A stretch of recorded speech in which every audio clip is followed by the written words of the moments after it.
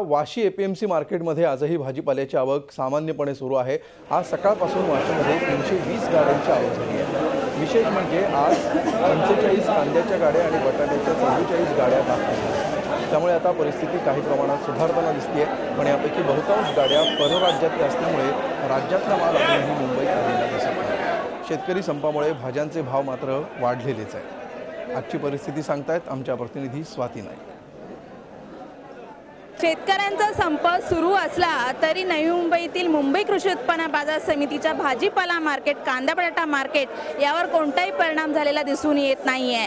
येथे राज्यातून तसे परराज्यातून मोठ्या प्रमाणावर आवक होत आहे। आपण बघू शकता काल 436 गाड्यांची आवक भाजीपाला मार्केटमध्ये झाली होती। यामुळे मोठ्या प्रमाणात भाजीपाला मार्केटमध्ये आला होता।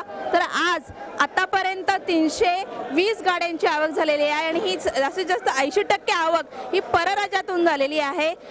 त्याचप्रमाणे 20% आवक ही महाराष्ट्रातून देखील झालेली आहे। टोमॅटो, काकडीसारखे पदार्थ जे आहेत ते महाराष्ट्रातून आलेले आहेत। मुंबई कृषी उत्पन्न बाजार समिती भाजीपाला व्यापारी महासंघाचे अध्यक्ष आहेत कैलास तांदळे सर, काय भाज्यांचे भाव सांगाल? स्थिर झाले आहेत का?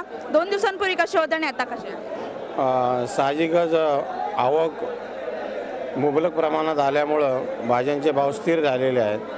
पण जे महाराष्ट्रातले जे गावठी माल म्हणतो, वांगी असतील, गवार असेल, यासारखे जे गावठी माल आहे त्याचे बाजार टाईटच आहेत।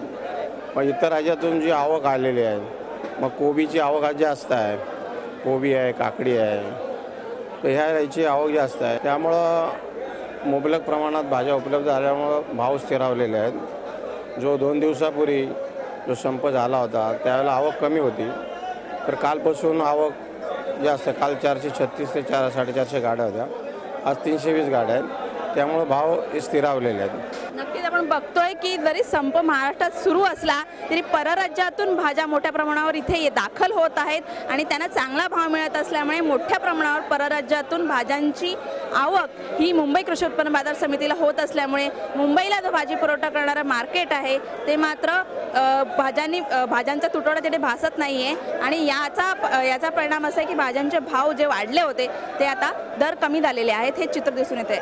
Swati Naik, Zee media, Navi Mumbai. Zee 24 तास रहा एक पाऊल पुढे।